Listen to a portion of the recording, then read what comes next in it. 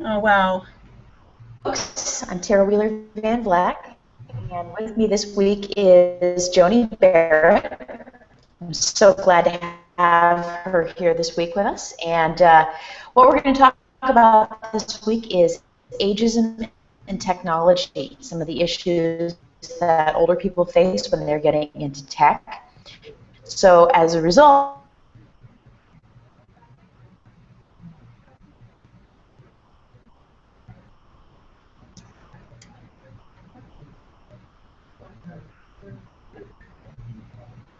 CEO is Jane Park, and they've got a great reputation. One of the things we're going to talk about today is how exactly it is that Joni, who just started a new position this last month, got a job as a senior member of an extremely hot tech startup. We'll ask her that as well as some of the issues that she faced while networking. Joni, can you hear me? Yeah, I'm sorry, I'm experiencing a little bit of lag, and so forgive me if I am listening extra hard. So actually, it was a really interesting journey. I think that I learned a lot in the 9 months that I spent pursuing a new position, and I spent a lot of time. I think that how I landed it was many of the things that you talk about on your Google Hangouts was through extensive networking and basically staying very curious. When I took a step back after leaving Big Fish Games, which was where I was previously, I examined the time in my life when I'd had the most fun working.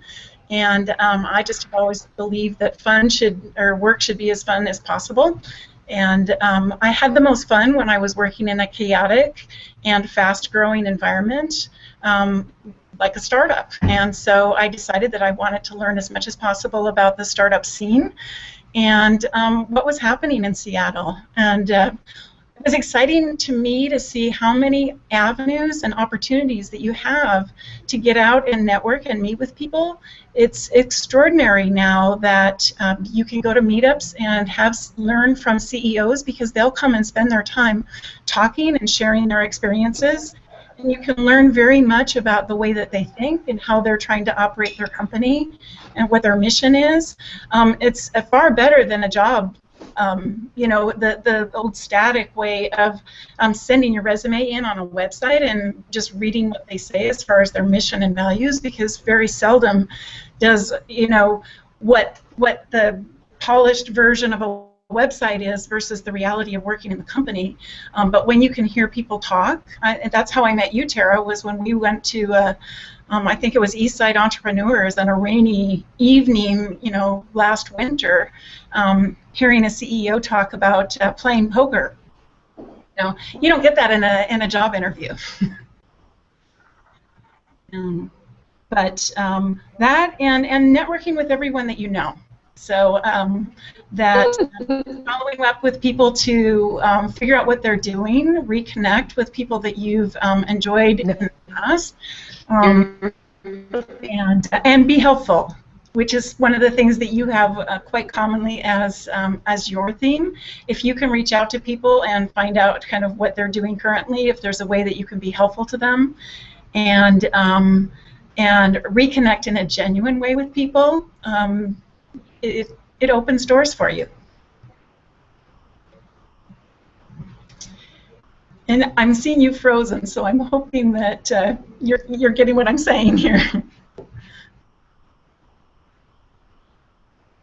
So what I'll ask Joni to do next, and hopefully you can hear me now, right? Mm-hmm. Yes. Okay, good. Okay, so we've got a couple of seconds delay here. Sometimes that happens. We've had some bad weather and some serious infrastructure outages in Seattle over the last week or so. So we'll do our best. Just in case, what I'll ask Joni to do is answer 2 questions right now that I know have been on everybody's minds as I've been asked them, just in case we have any more problems going forward.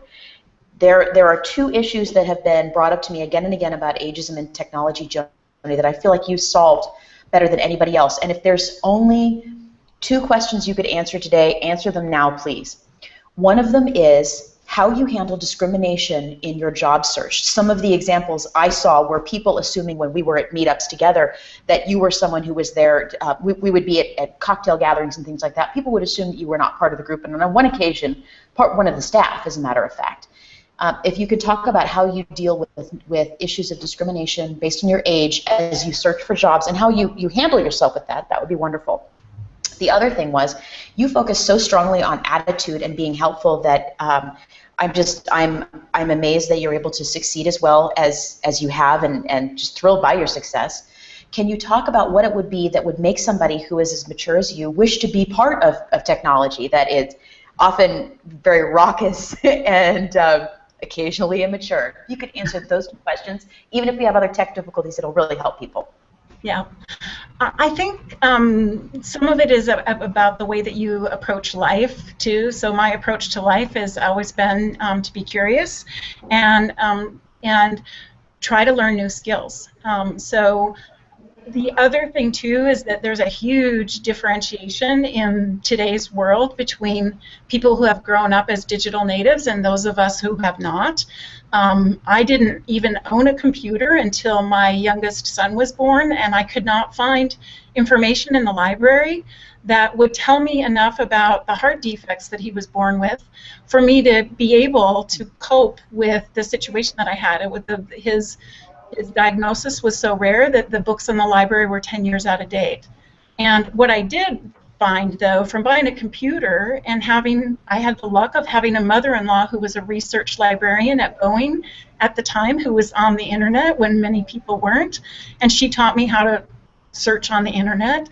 And so I became sort of an early adopter of using a personal computer and the internet as a source of information. But my natural curiosity and also, a burning need to be able to learn about, new technologies and to be on the internet, I think, helped me in my career. I think one of the other things, too, is that I have always enjoyed working with entry-level employees and people that are basically on the start of their career, which is one of the reasons that I think I've landed as I love working in customer service. But I've also learned to not assume that I learn as much from my employees as they learn from me. And I think that if you can share in a way that you listen to them, I learned a lot about new technology. I've learned a lot about how to handle customers through social media, how to, basically what are the developments that are there. I don't know no one in my age group who understood what Twitch was. When I don't understand what it is either, no worries. Well, you know what? It's because I have a 21-year-old son who was watching Twitch when he was home for Christmas last year. And it's so, but you have to take advantage of every opportunity that you can to just learn. And I told someone a really long time ago is that, first of all, you have to know that anybody who is 35 years or younger thinks anybody who's 35 years or older is an idiot. And in fact, in some ways, many of us are. We live in there's like a lot of different worlds going on. And you've got to learn how to stick your finger into each one. And, where you said, how do you overcome discrimination? Sometimes you just ignore it and go boldly forth where no man has dared to go before, man or woman, and just figure out, let the chips fall what they are. I always talk about a job search in that put yourself out there and let somebody else turn you down. If you don't knock, then you've turned yourself down. So stop doing that to yourself. Beautiful. Thank you. I remember one occasion in particular where I was actually shepherding someone around a networking event, and this person was very unfamiliar with the local tech scene, and you were in fact there. I watched the difference. He was not, I think, very familiar with what was going on, and I watched him kind of be very nervous about how to talk to people there. And I listened to you when someone said, "So Joni, what are you excited about?" In 2 sentences, You communicated that you were excited about giving a great experience to customers. You communicated that you had worked for Big Fish Games, which is a big tech company here in the area, and a key indicator that you're clued in, you're in the system. And I also heard you express that you were excited about moving forward into new opportunities. You were able to communicate in just two clearly well-rehearsed sentences who and what you were, and you really tuned it very well. And those two sentences told me you spent the time not just making those connections, but figuring out how to introduce yourself so that you sound like a digital native. You sound like someone who belongs in technology, in tech startups. You understand that we talk in language of passion and excitement and opportunities rather than, at least on first meeting, a skill set and a job history, yeah. Which is a huge translation issue for a lot of folks, I think, who are older in tech. What would you offer to those people? Well, what I would offer is that's a learned skill. So when I first, like way last winter when I first started, I didn't actually know that. And when the way I ended up finding this role at Julep was that I had learned how to network. I basically I looked at the company and I saw some issues on social media that indicated that they could use some. I've solved some of those problems before, and so I networked my way through into talking to the people in the company. But it was careful work. You know, the person who introduced me to the fellow that is the man that's my boss right now was someone who I had breakfast with in May. You know, and reacquainted, I hadn't spoken with him in 4 years, and it was really fun to see him, see what he's planning on doing. And then he knew instantly what I was, but I also knew, and I learned some of it from watching some of your Google Hangouts, is that when you communicate with someone in technology, you make it 3 sentences. So even though I couldn't maybe this is me. It works, Tarah. It does. Yeah. It works. It was just hi. I think that Julep could use my expertise in digital in digital, and the experience that I got at Cutter & Buck was shipping product. You know, could you introduce me? Was exactly the text of my email, and within the next day by 9 o'clock I had a meeting set up. That's amazing. That is absolutely amazing. And I feel like you've shown us kind of the end game, which I appreciate and understand. But one of the questions that I've just gotten is, where do you start? And don't respond just with what I know you and I instinctively want to say, which is just make friends with people or make those connections. Because I feel like the people that want to transition, who are older, they've done jobs, they've done careers in manufacturing and shipping and in analog industries. They don't know what we mean by networking. They don't know. I mean, imagine a 55-year-old retiree, perhaps from the military, who wants to maybe transition into using their expertise in the startup world. What are the first 3 actions you would tell him to pursue? I think I would attend as many meetups or public forums that you can go to, and you don't even have to, in the beginning, plan on meeting anyone. You can observe.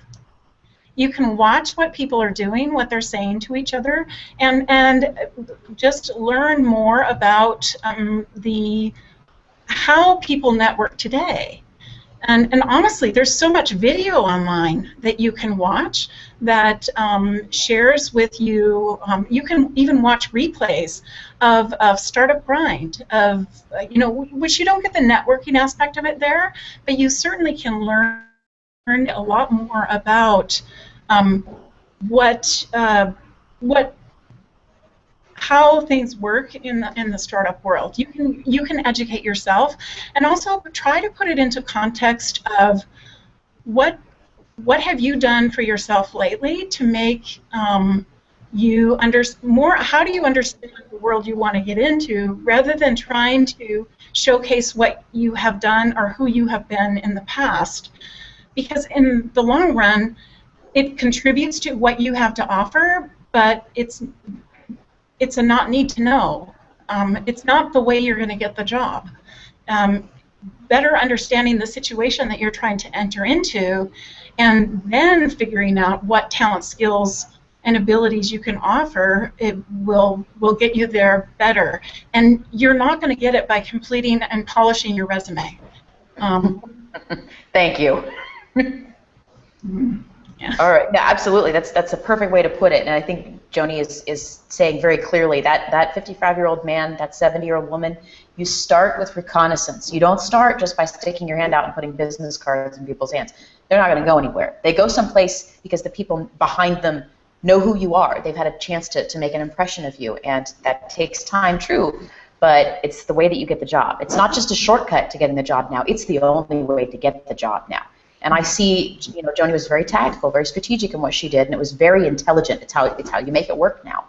And I approve of it, and I'm enthused by it because it says that you can have a clear strategy on something that you want to do, and you can achieve it. It's spectacular. We like often to present ourselves as being lucky or fortunate, and the truth is that most of the goals that we have to get to are ones that we have to plan to get to. And so I'm so glad that you planned to get to your goal and that you succeeded in it. It's extraordinary. And I'm just, congratulations, because I haven't had a chance to talk to you in person since you did that, but congratulations, goddamn woman, that's awesome. Actually, it's really fun to, have the end result be finding a place that needs what I know. And I think that's, for me, I'm grateful for that. It was a lot of effort. To be honest with you, it was a continual amount of work, but it worked. Like you said, it did work, and it's finding where the company at that point in time knew that they really needed me, and it's luck is where what is it they say, where preparation meets opportunity. That is exactly what it is. Yeah. All right, I've gotten a couple of more questions here, and remember, folks, you can always ask questions in the Q&A application here inside the Hangout, and you can also do so at my Twitter account, @Tarah, that's right there below. One of the questions that I got is a very private one, and so I'm not going to give a name. It's something that arrived to me via email. The person wanted to know whether or not they had recently, essentially, they want to know how to tell whether or not in a recent job interview they were not hired because they were older. And I'm wondering if you can can discuss some of the signs of a company or a hiring manager who's not going to be open to somebody who's over the age of 40. Yeah, that's one of those sticky. I don't know that you will be able to discover if you didn't get the job because you were older. It's difficult enough to get real feedback. But I think that if you could go back through some of the questions that you got asked and examine what the answers were, and maybe even find someone who is 15 years younger than you and ask, how would you answer that question, especially if you have contacts in your industry that do the similar roles, and find out if they have a different perspective or if they would have answered a question differently, to try and gauge how in tune you are to developments in your field, or kind of what the needs of the company were. That's one of the things that I tried my best to do before I went for any interviews, was to research the thinking of the senior leadership team or the CEO or whoever is, publicly putting out so much information, and finding out if my values and perspective were aligned with theirs. And then the other thing is to also kind of look at the technology or use of technology within that particular company, and really clearly trying to figure out if you're up to date. I appreciate that. Is there anything else that you'd like to say to folks before we close out for the day? Just any thoughts that something that you wish you would have known before you started this process? I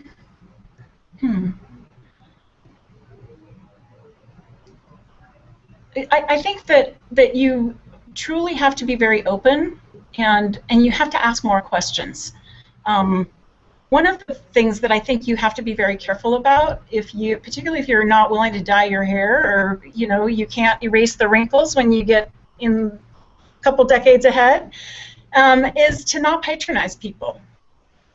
Listen and don't tell.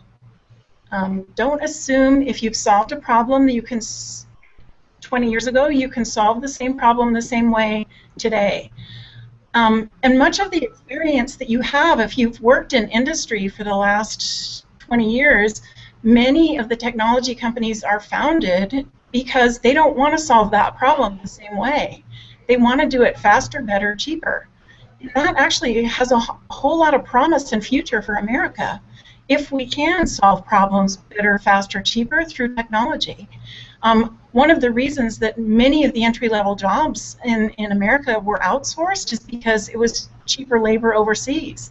And so to bring in technology and use technology as a cutting edge to be able to do things instead of doing them the same way we did them 20 years ago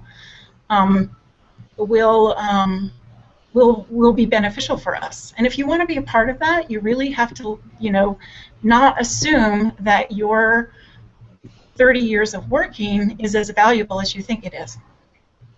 That is a wonderful way to put it. Thank you so much. I feel like that was not just humble, but really helpful to a lot of people who are a little confused about why their traditional approach is not working, I think, in the startup world.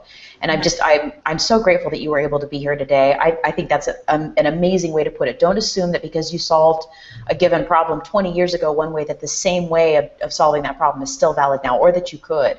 That's wonderful. Thank you so much, Joni. I really appreciate it. Thank you for being here today. Thanks to Julep for letting you take a moment out of your day to talk with us. So very appreciative. We'll speak with you folks again this coming week, and please do follow Joni at UberMeme on Twitter and have more of a conversation with her. She likes to talk to people, I would know, and she'll be happy to talk more with you, as will I, about any of the issues that we raised this week. I'll see you folks again next week. Have a good time. Bye-bye. Thanks for having me, Chair.